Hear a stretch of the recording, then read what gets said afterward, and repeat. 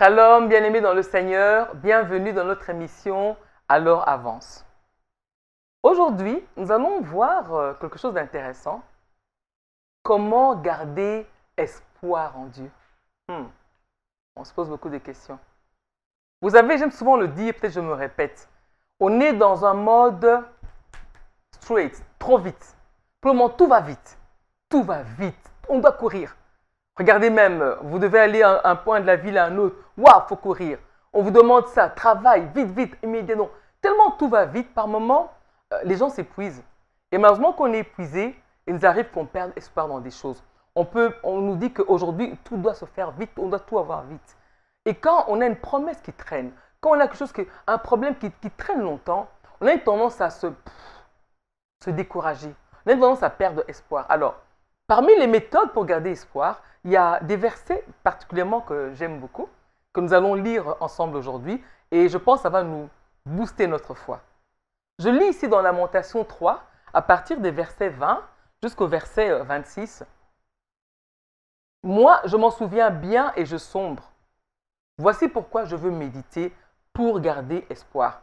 Là, c'est celui qui a écrit ça. En fait, il était dans un désespoir terrible. Alors, un mois, il s'est dit, non, je ne peux plus sombrer ainsi.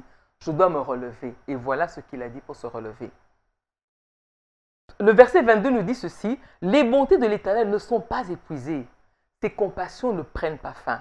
Elles se renouvellent chaque matin. Que ta fidélité est grande, il le dit à Dieu. Je le déclare, l'Éternel est mon bien.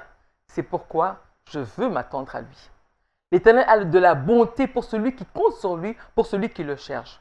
Il est bon d'attendre en silence le secours de l'Éternel. Amen. Bizarre, on demande d'attendre en silence le secours de Dieu. Pourtant, on a envie de crier. Je dis, Seigneur, je n'en peux plus, ça ne va pas. On demande d'attendre en silence. Mais comment marcher dans ce silence-là? Disposer notre cœur. Se souvenir de ses bontés. Se souvenir de ses bienfaits. Être reconnaissant à son égard. Parce que quand on est reconnaissant à Dieu, en fait, la reconnaissance, c'est en fait reconnaître, savoir en nous qu'on est redevable à quelqu'un quand on voit tout ce qu'il a à faire pour nous. Dans le psaume 103, et si édifiant ce sujet, qui dit « Mon âme bénit l'Éternel, n'oublie aucun de ses bienfaits ». Donc, pour garder espoir, nous devons disposer notre cœur. Alors, comment disposer notre cœur? Savoir, premièrement, notre Dieu est présent dans notre vie, on le dit souvent. Et en plus, ses bontés se renouvellent chaque matin. Elles ne s'épuisent pas. C'est comme si aujourd'hui, vous avez donné un exemple. Vous donnez à vos enfants, allez, je vous donne 100 $ pour faire ça. Le lendemain, les 100 $ restent là. Et ça continue. Donc, chaque jour, c'est un renouvellement au quotidien. Alors, ce que j'aime avec Dieu, moi, je donne un chiffre 100. Mais chez Dieu, c'est illimité. Sa bonté est illimitée. Allez à l'hôpital, on va vous donner une bonbonne pour respirer quand vous avez un problème. Mais chez Dieu, l'air qu'il nous donne est illimité. On va à la pharmacie, on compte son argent, je dois acheter ça. Mais la guérison que Dieu donne, elle est illimitée. Quand on a une grosse douleur, un ami peut nous offrir un mouchoir ou bien un petit paquet de chocolat ou quelque chose pour nous consoler. Mais la consolation de Dieu, elle est illimitée.